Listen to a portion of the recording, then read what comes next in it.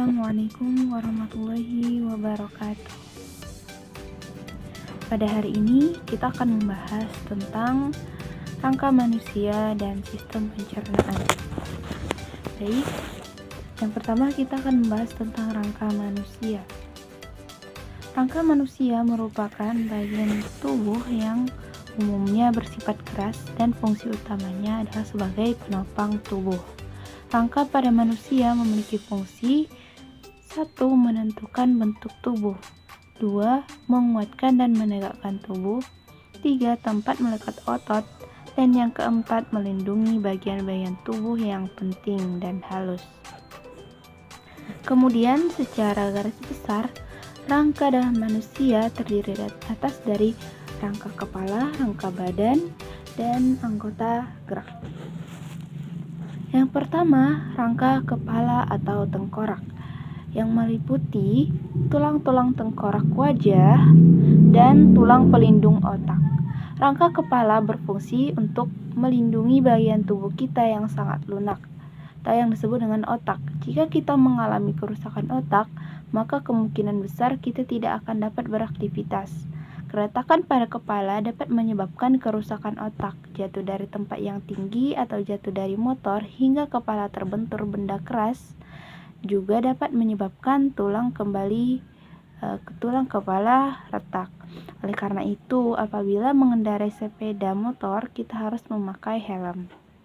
Yang kedua adalah rangka badan, seperti tulang belakang, tulang rusuk, tulang dada, tulang gelang bahu, dan tulang panggul.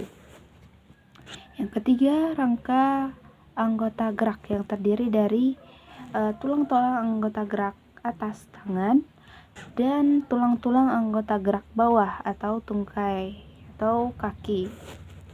Kemudian berdasarkan bentuknya, tulang dapat dibedakan menjadi 3 macam, yaitu tulang pipa, tulang pipih, dan tulang pendek.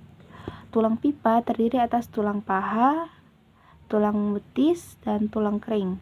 Tulang ini seperti bentuk pipa. Yang kedua, tulang pipih. Tulang pipih merupakan tulang yang berbentuk pipih atau gepeng, yang terdiri atas tulang rusuk, tulang belikat, dan tulang tengkorak. Dan yang tiga adalah tulang pendek. Tulang pendek ini terdiri atas tulang pangkal tangan, tulang pangkal kaki, dan ruas-ruas tulang belakang. Materi selanjutnya adalah tentang sendi. Sendi merupakan hubungan antara tulang-tulang manusia. Ada sendi yang dapat digerakkan dan ada juga sendi yang tidak dapat digerakkan. Contoh beberapa sendi yang terdapat pada manusia adalah yang pertama, sendi engsel.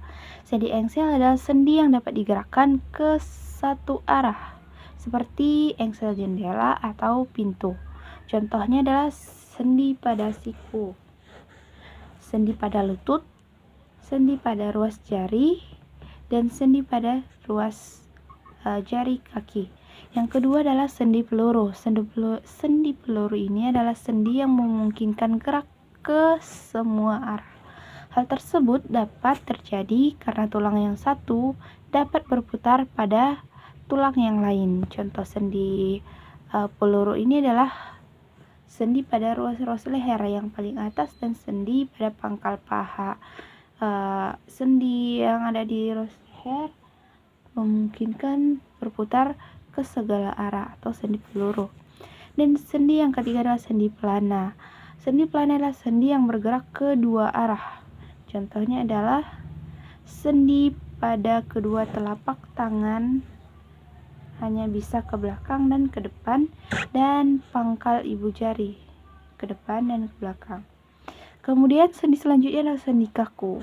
Sendi kaku ini adalah persendian yang hanya dapat bergerak sedikit atau terbatas. Contohnya persendian yang terdapat di antara ruas-ruas tulang belakang. Sendi yang kelima adalah sendi geser. Sendi geser ini adalah persendian tempat ujung tulang yang satu menggeser ujung tulang yang lain. Sendi geser ini dapat dijumpai dari tulang hasta atau tulang pengumpil. Dan yang keenam atau yang terakhir adalah sendi putar. Sendi putar ini adalah persendian tempat tulang yang satu berputar mengelilingi tulang yang lainnya yang bertindak sebagai poros. Sendi putar ini terdapat pada hubungan antara tulang atlas atau tulang leher yang pertama dan tulang tengkorak. Tulang atlas masuk ke dalam lubang yang terdapat pada tulang tengkorak. Kemudian, bagaimana pengaruh sikap tubuh kita terhadap pertumbuhan rangka? Sikap tubuh yang salah ketika duduk, berdiri, atau ketika membawa beban yang terlalu berat dapat menyebabkan gangguan pada tulang belakang manusia.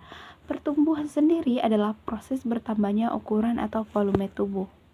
Tulang yang berada di dalam tubuh juga mengalami pertumbuhan. Proses pertumbuhan tulang ini terjadi pada anak-anak, sangat dipengaruhi oleh beberapa faktor seperti makanan, vitamin, mineral, obat-obatan, dan kuman penyakit.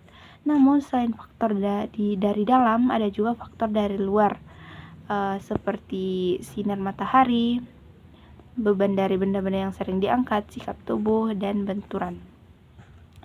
Baik, beberapa contoh gangguan tulang belakang yaitu skoliosis, kifosis, dan lordosis. Skoliosis adalah tulang belakang yang bengkok ke kiri ataupun ke kanan, salah satunya bisa bengkok ke kiri atau ke kanan. Penyebabnya adalah sering membawa beban yang terlalu berat pada salah satu sisi anggota gerak atau pada bahu. Yang kedua adalah kifosis. Kifosis adalah tulang belakang yang bengkok ke belakang. Penyebabnya adalah kebiasaan duduk membungkuk atau sering membawa beban yang terlalu berat di punggung. Dan yang ketiga adalah lordosis, yaitu tulang belakang bengkok ke depan. Penyebabnya mungkin karena pernah terjatuh pada saat kecil atau duduk terlalu condong ke depan. Kemudian, bagaimana cara kita menjaga kesehatan rangka kita? Untuk membentuk rangka yang baik, kita dapat melakukan beberapa hal-hal seperti 1. Makan makanan yang bergizi untuk meningkatkan daya tahan tubuh dan memperkuat rangka tubuh kita. Memperlakukan tubuh dengan sikap yang benar, terapkan cara duduk berdiri, membungkuk, dan berbaring yang benar agar rangka kita tetap sehat dan terhindar dari gangguan pada tulang. Yang kedua, memperoleh cukup cahaya matahari, terutama di pagi hari. Cahaya matahari sangat dibutuhkan oleh tubuh kita dan baik untuk kesehatan tubuh. Kemudian, tidak terlalu sering mengangkat beban yang berat yang melebihi kemampuan tubuh kita. Angkat beban yang sesuai dan mampu untuk kita angkat. Jika tidak mampu, maka mintalah bantuan orang lain. Dan yang keempat adalah menghindarkan diri dari kecelakaan yang membuat gangguan pada rangka kita. Periksalah ke dokter jika terdapat gangguan serius pada rangka tubuh kita. Baik, untuk materi tentang rangka manusia cukup sekian. Kemudian kita lanjut ke sistem pencernaan. Sistem pencernaan adalah proses yang dilakukan oleh sekelompok organ dalam tubuh manusia untuk memecah, mengelola, dan menyerap nutrisi di dalam makanan. Sekelompok organ ini yaitu mulut, tenggorokan, esofagus, lambung, usus halus, dan usus besar. Yang pertama, mulut. Mulut merupakan gerbang saluran pencernaan manusia. Proses pencernaan di mulut terjadi saat makanan siap masuk ke dalam mulut. Saat itu, sistem pencernaan akan mulai mengeluarkan air liur untuk membasahi mulut. Untuk lebih jelasnya, fungsi dari mulut ini yang pertama adalah tempat masuknya makanan. Kemudian menghaluskan makanan dengan cara mengunyah menggunakan gigi. Kemudian mendorong makanan ke tenggorokan dengan bantuan lidah dan melanjutkan proses pencernaan. Proses pencernaan di dalam mulut dibantu oleh enzim yang terdapat pada air liur. Yang kedua, tenggorokan. Tenggorokan dalam bahasa medis biasanya disebut dengan faring. Alat pencernaan ini memiliki beberapa fungsi, yaitu mengantar makanan dari mulut menuju esofagus. Di dalam tenggorokan terdapat 2 rongga.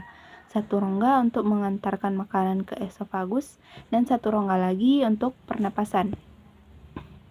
Maka saat kita makan, maka akan mulai masuk ke tenggorokan. Ada dua hal yang terjadi, kemungkinan yang akan terjadi. Yang pertama, jika makanan melewati jalur tenggorokan dengan benar, makanan akan sampai di esofagus dan melanjutkan proses pencernaan.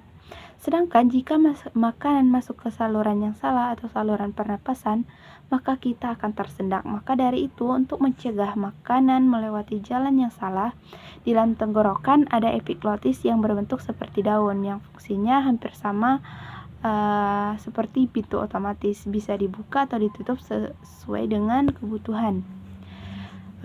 Yang ketiga adalah esofagus. Esofagus ini terletak di bagian bawah tenggorokan. Organ pencernaan ini berbentuk seperti tabung yang dikelilingi otot-otot.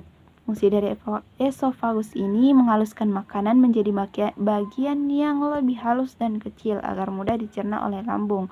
Proses penghalusan makanan tersebut digambarkan dalam gerakan mekanisme peristaltik. Dan organ yang keempat adalah lambung. Alat pencernaan manusia selanjutnya adalah lambung yang memiliki fungsi 1. Mencerna makanan menggunakan proses pencernaan kimiawi, di mana makanan akan dicerna oleh enzim dalam getah lambung yang dihasilkan oleh sel kelenjar dinding lambung. 2. Menghasilkan enzim-enzim tertentu seperti pepsin, renin, dan klorida. Enzim-enzim ini yang membantu proses pencernaan kimiawi. Saat sudah dicerna oleh lambung, konsistensi makanan sudah berbentuk berupa pasta atau cairan. Dan yang kelima adalah usus halus. Dalam proses pencernaan, usus halus dibagi menjadi 3 bagian, yaitu usus 12 jari, jejunum, dan ileum. Usus 12 jari disebut juga dengan duodenum yang berfungsi untuk meneruskan atau memecahkan dan mengolah makanan.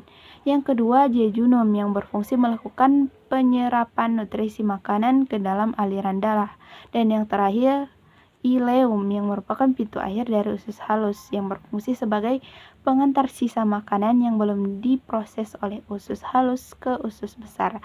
Dalam melakukan proses pencernaan, usus halus dibantu oleh enzim yang diproduksi oleh pankreas dan hati. Dan yang keenam adalah usus besar. Di usus besar, makanan yang masuk berupa sisa-sisa dari pencernaan. Namun, proses pencernaan masih terjadi di usus besar.